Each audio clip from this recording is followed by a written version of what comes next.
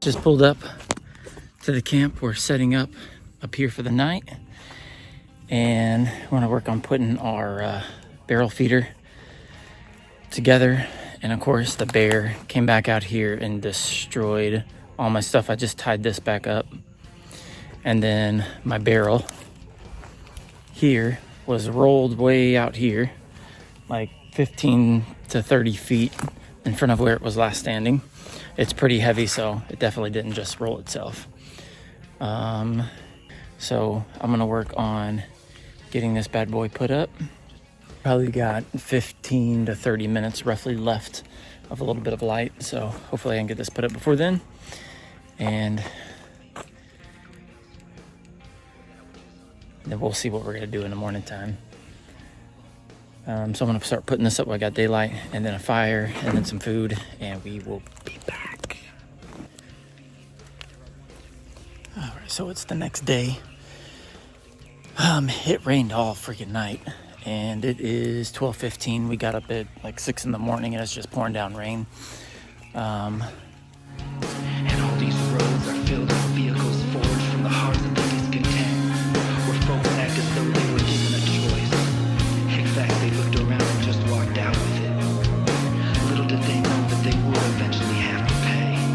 And in this time of need, as far as my blind, naked eyes can see,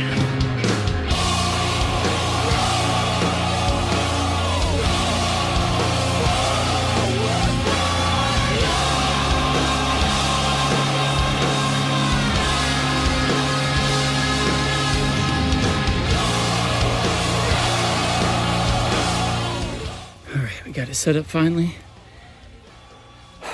So for anyone setting one, let's run a test on this.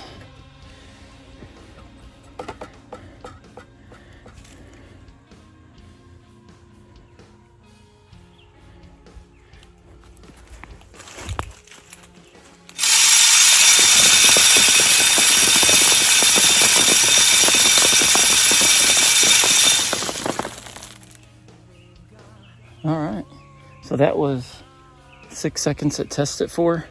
I've got it set for, I'm gonna see how long it takes to run some of the corn in there.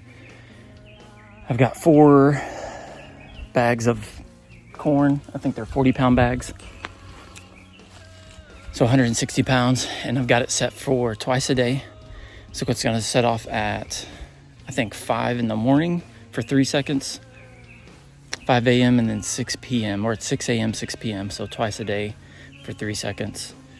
So we'll see how that works out. All right, now for part 2, because part 1 took for freaking ever. Part 1 was setting up the feeder. So here we are walking up the gun range, and I think we're at the point it is actually time to hang some targets. So that's what we're gonna do. I'm gonna say this tree for the moment,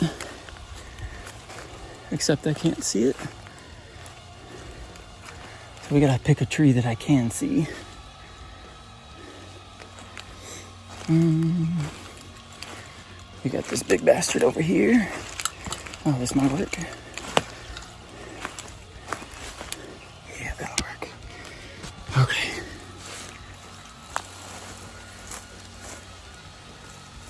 Well, it's starting to rain again. So I've got something special we're doing. And that's a miniature Lieutenant Dan that we're gonna be hanging up out here. So I just gotta make sure I can see it from where I'm gonna be. And it looks like we're good.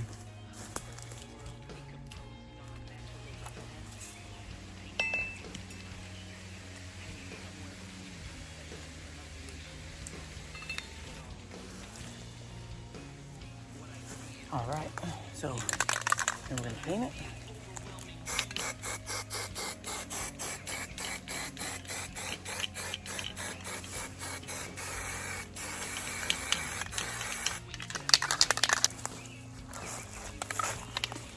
And we're good.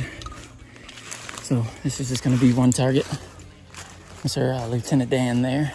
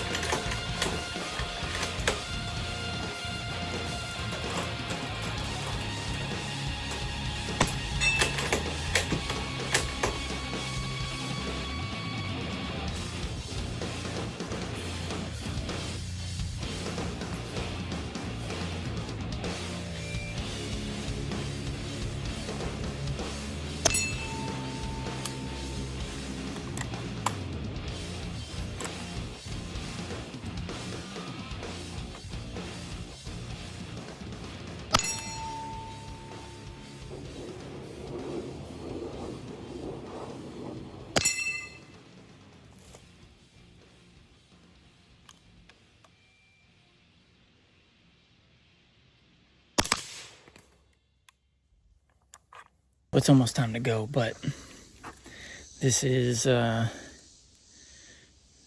little camo job, and I was just testing out some things just to see how this works out. On this one, I just used some small pieces. I think I'm gonna end up using larger pieces of sponge.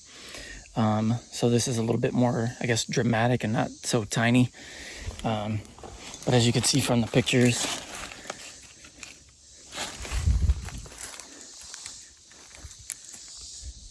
like that blends in really, really well. But it is a little ugly. It blends in quite well, actually. It's just aesthetically pleasing to the eye. See, I mean, right there, it almost disappears.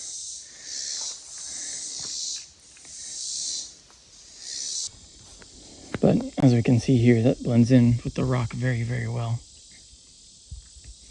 It's kind of what I'm looking for, like the Sitka camo type of thing. So not bad at all. So what we have here is we got light, we've got dark, we've got tan, and we've got green. And then in the sun, this green is actually quite bright. We've got the same kind of thing going on here, except I'm having a hard time finding a little bit brighter green. The browns on this almost looks black. So instead of using any kind of black, I'm using brown to replace it. And this light tan color I think works okay too, but I think I need a little bit darker tan. So I think these are all the Krylon colors. I'm just trying to find some light green. I think some light green over the dark green, mixed in with a little bit of brown, and then small spots on top of the tan. And then I think all these little sponge marks, if they're just a little bit larger, I think that would be, not only would it be a little bit more pleasing to the eye, I think I'd do a little bit better job, because you got this entire area, let's just say for this rock, you got this entire area that's one color, and you got these small little marks. On this whole thing, there's no large area that's just the one color. And then we got these small areas like this where You just got larger areas where it has larger color. But so that's anyway somewhat what I'm going for.